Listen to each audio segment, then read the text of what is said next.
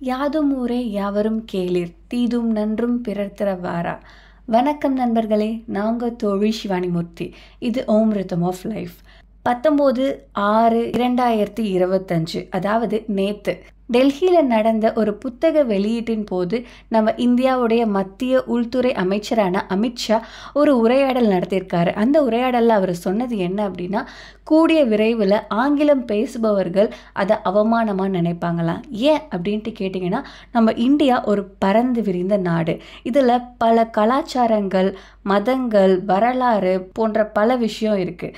ஆங்கில மொழி அல்லது பிற மொழிகள் முழுமையாக இதை கற்றுத்தர முடியுமா அப்படின்ட்டு கேட்டினா முடியாது.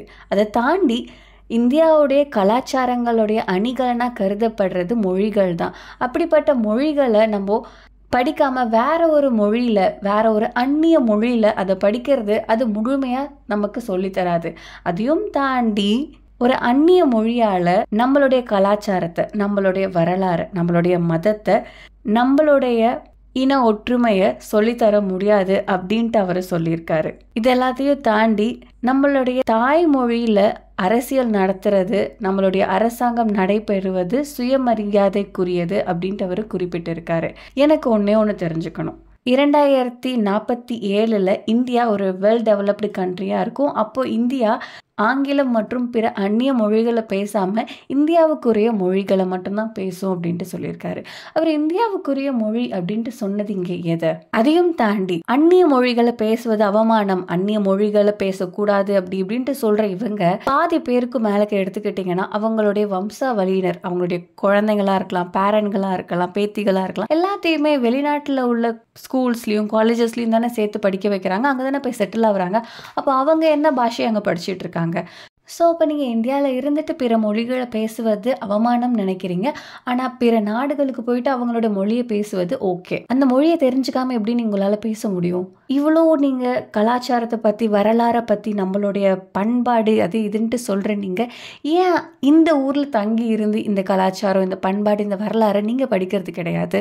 World class education, economically grown country, most well developed கண்ட்ரீஸில் தானே நீங்கள்லாம் போயிட்டு செட்டில் ஆகுறீங்க.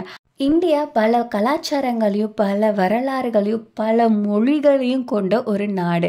அப்படி இருக்கும்போது இந்த நாட்டில் உள்ள மக்கள் அல்லது இந்த நாட்டில் உள்ள மக்கள் வெளிநாட்டு மக்களோட பேசும்போது அவங்களுக்கு ஒரு காமன் லாங்குவேஜ் தேவை. அந்த காமன் லாங்குவேஜாக எப்படியோ இங்கிலீஷ் வந்துடுச்சு. அது இருக்கிறதுல உங்களுக்கு என்ன பிரச்சனை? ஆல்ரெடி இங்கிலீஷ் மீடியத்தில் படித்தவங்க அல்லது தமிழ் மீடியத்தில் படிச்சுட்டு ஆங்கிலம் பேச முடியாத எத்தனையோ பேர் கஷ்டப்பட்டுட்டு இருக்காங்க. இதில் நீங்கள் ஆங்கிலத்தை ஒட்டுமொத்தமாக அழிச்சிட்டிங்க அப்படின்னா அவங்களோட கிளைண்ட்டாக இருக்கட்டும், அவங்களுடைய மேனேஜர், அவங்களோட பிஸ்னஸை டெவலப் பண்ணுறது, எல்லா விஷயத்துலையும் அவங்களுக்கு ஒரு மொழி தேவைப்படுது. அந்த மொழியாக ஆங்கிலம் இருந்துகிட்ருக்கு. அது இருக்கிறதுல உங்களுக்கு என்ன பிரச்சனை? இது ஏன் நீங்கள் அவமானம் நினைக்கிறீங்க? ஒருவேளை அது உங்களுக்கு தெரியாததால் நீங்கள் அதை அவமானம் நினைக்கிறீங்களா? காதலாக இருக்கட்டும், வெறுப்பாக இருக்கட்டும், எது மேலேயே இருந்தாலும் அதிகமாகிற பட்சத்தில் அது பிரச்சனைக்குரியதாக தான் முடியும். எல்லாத்தையும் அளவோடு வச்சுக்கோங்க. நான் உங்கள் தோழி சிவானி மூர்த்தி. இது ஓம் ரிதம் ஆஃப் லைஃப். நன்றி, வணக்கம், வாழ்க வளமுடன், ஜெய்ஹிந்த்.